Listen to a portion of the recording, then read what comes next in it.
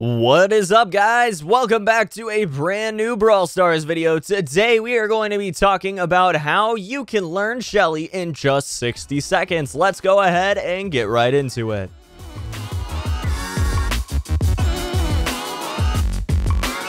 First and foremost, guys, Shelly is a close to mid-range threat. She isn't too tanky, but she can take a few hits. Make sure that you do play Shelly in Showdown, Gem Grab, Bush-heavy maps, Boss Fight, and maps with a whole lot of walls to protect you from long-range brawlers. Do not play Shelly in maps that are suited towards long-range brawlers. This includes maps that don't have very many walls, don't have very many bushes, or just generally are very, very long. If you want to push trophies fast with Shelly, make sure you go into Showdown because she almost dominates in Showdown no matter what the meta is.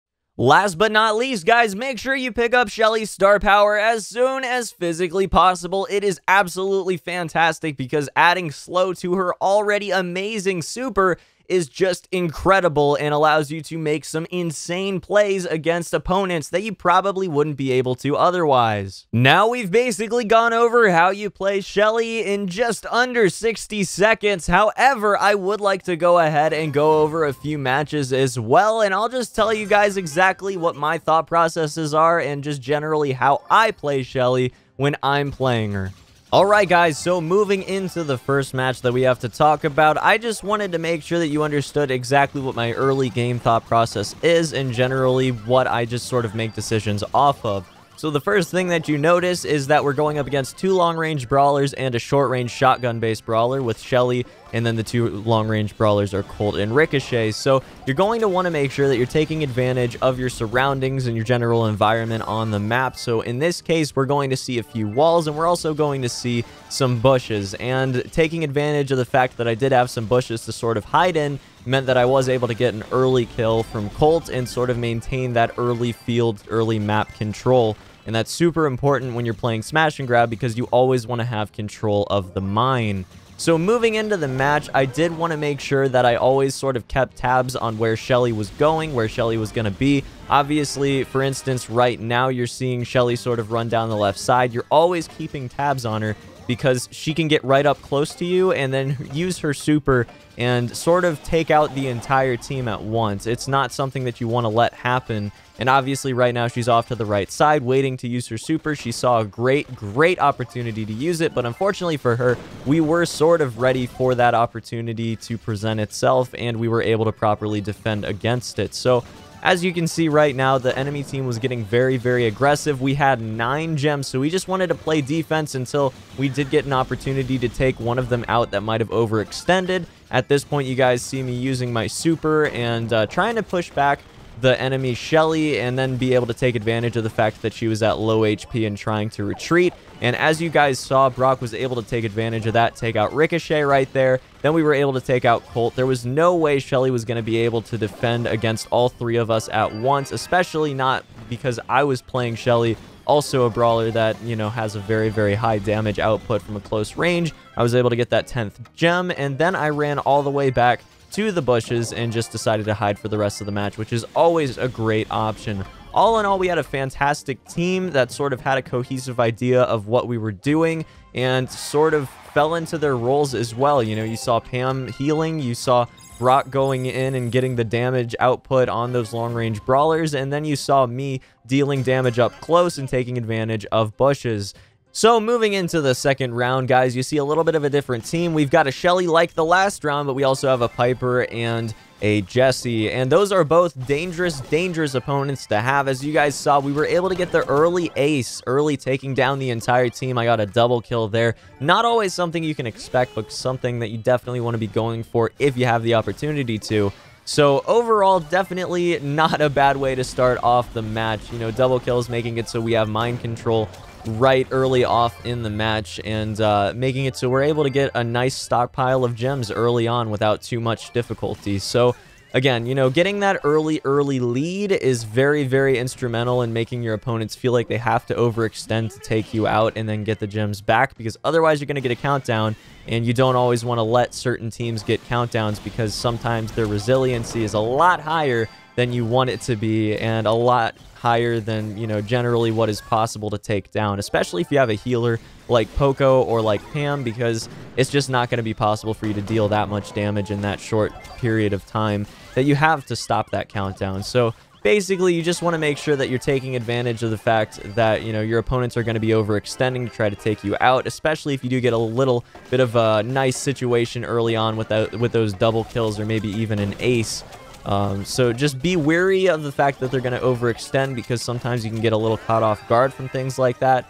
But also, you know, make sure that you're taking advantage of the fact that they're going to overextend and sort of counter their overextension, because if they overextend against brawlers like Shelley, for example, then they're not going to be able to do very well, because Shelley works very, very well right up close and personal with opposing brawlers. And that's exactly what we saw here. Crow held all the gems and just sort of stayed in the back of the map, and we won the match because of it. So moving into this third round, guys, we are going to see a very interesting team, one that I'm definitely not used to seeing in this map in particular. Obviously, everyone knows that Colt is going to be pretty much a mainstay in almost every single smash and grab map. You know, Bo is definitely good in some maps, and Brawler is also a relatively good decision in some maps. But in this map in particular, Bull is a really, really solid option, I have to say, because there are so many walls and so many bushes to hide in that he can just sort of run around the map and then prey on unsuspecting opponents. And, you know, having such a high damage output coupled with having such a high amount of HP means that Bull is going to be very difficult to deal with. Now, that said, right now, as you guys can see, the opposing team sort of just stacked up. I was able to take advantage of that fact by just supering them all at once and then doing a ton of damage to all of them.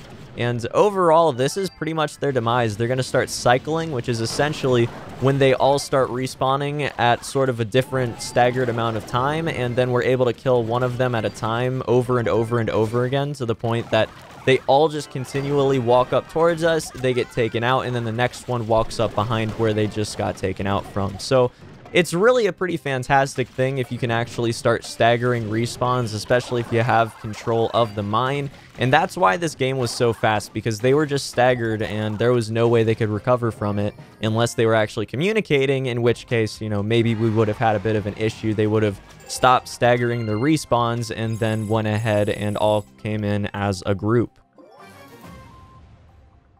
Alright guys, so getting into this fourth round, we had a very, very poor start. We knew Daryl was going to be an issue, but right off the bat, he definitely took out two of our members very, very quickly and easily. That said, he was in a little bit of an awkward position because he was closer to our spawn point, and I was just in the middle where the mine was. The rest of the team was in an awkward position as well, so I was able to just pick up a couple gems and run off with them, which is the main difference between the second match and this match. You know, we got two of our members killed early on, and they had the opportunity to take us out and get a really, really nice early lead, but they didn't. I just decided to capitalize on positioning, ran in, took the gems, and then got out immediately with an advantage. So even though they were able to take out two of our members, they were not at an advantage at all.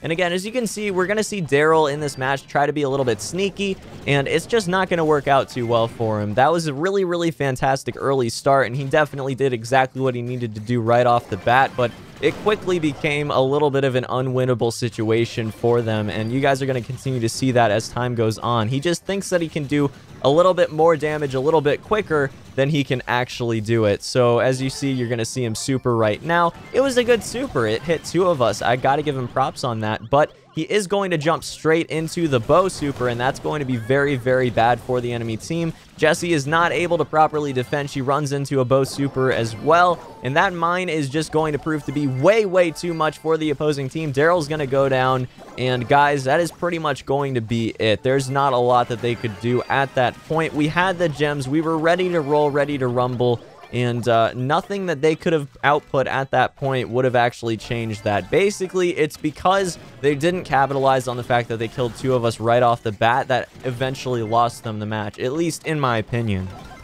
Finally, guys, moving into this fifth and final round, I did want to go over a game that sort of encompassed exactly how useless you can feel as a shorter range brawler going up against long range brawlers. In this particular match, we're going up against a Piper, a Colt, and a Bo. So the lowest range is going to be Bo, still at a mid to long range. So overall, something that you're not going to want to be going up against when you're playing as Shelly or Bull or Primo or any shorter range brawler. Now, that said, there are still a lot of ways that you can feel very, very useful in these types of matchups, and this is a match that went extremely well for our team, so I did want to go over it because there are some lessons to be learned here. Now, first and foremost, make sure that you're taking advantage of your surroundings. Always, always, always, the most important thing that you need to learn with this game is take advantage of your surroundings.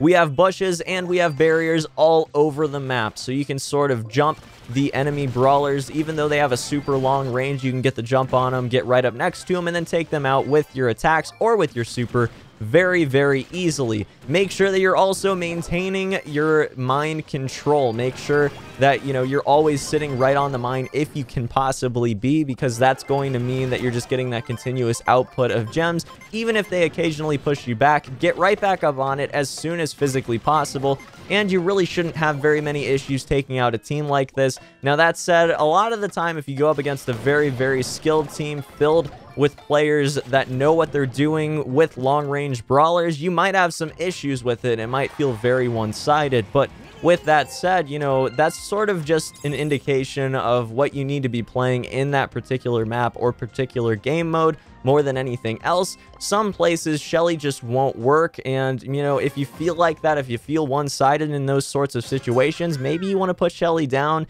until the meta settles in a different direction and you can feel like picking her back up again will give you positive trophy gains. And guys, that's going to be about it for this one. Hope you guys have a fantastic day. Hope to see you back here for the next video very, very shortly. What do you want to see as far as the next brawler I cover in the 60-second guide series? Please let me know down in the comment section below. The only one that I consider to be covered at this point is Shelly, so even if I've done a guide video on a particular brawler before, all of them are outdated, all of them are invalid, and I'm going to be doing them again, so feel free to request ones that I've done in my previous guide format. And until the next one, guys, have a fantastic day. Peace.